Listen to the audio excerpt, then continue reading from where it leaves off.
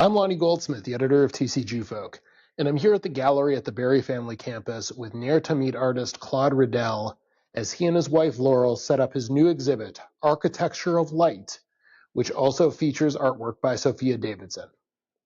The exhibit will be on display both here and the Minnesota JCC Capp Center St. Paul through April 23rd.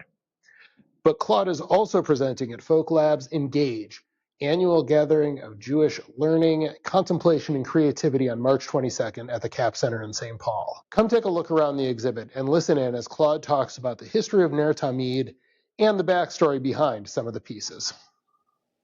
Well, the Nerot Tamid, originally had to do with the oil lamps that were in the temples, and as the temples got destroyed twice, the Mishkan was created because the Jews realized they had to have flexibility to carry their holy objects with them, as they traveled through the world in the diaspora, and then out of that eventually became the menorah, and out of that came the simplicity of the central light, which became the Nerot Tamid. The Nerot Tamid is a fairly recent, last 500 years, kind of development of something that's a part of Jewish custom and tradition in this form.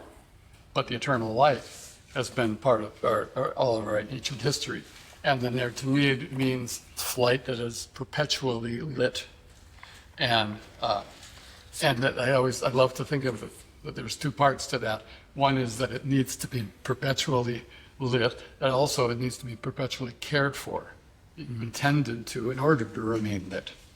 And the metaphor for that of our lives, is to receive, inspiration and listen and pay attention to the inspiration of our lives, but also to tend to our lives and to tend to others as part of keeping our own internal as well as eternal light burning. So the metaphor of this is very meaningful. These layers in particular have a lot of meaning for me because they represent the shattered glass of Kristallnacht when my grandfather was taken away to Buchenwald concentration camp.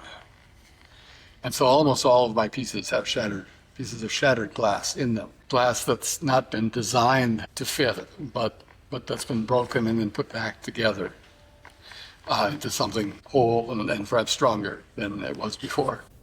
Your session at the upcoming Engage, the annual gathering of Jewish learning, contemplation, and creativity, is called Stoking the Eternal Flame One Lantern at a Time, an artist talk in retrospective. You've got 40-plus years of artistry specifically in Nerot Tamid. How do you distill that into 1 hour-long class? Well, what I would hope that people would get out of meeting with me and talking to me and seeing my work is that they would appreciate that my journey hopefully could be their journey also. That my journey of discovering within myself this calling, discovering a way in which to use my artwork that I had never considered before, and listening to their own internal or eternal delights, and to that inspiration and the skill. And what I want to talk about is that the skill of being able to do that listening is an essential part of growing up. I never imagined that I would be making Nerot Tamids as a huge professional part of my life. But when that moment happened and I discovered what I had stumbled into, what I had done, it changed the course of my life. And then I listened to that, to what it evoked inside of me. And I would hope that people in this class could find some moments or ways in which to listen to that part of themselves, whatever form of creativity that might take. Sometimes those moments come to you a number of times until you finally listen.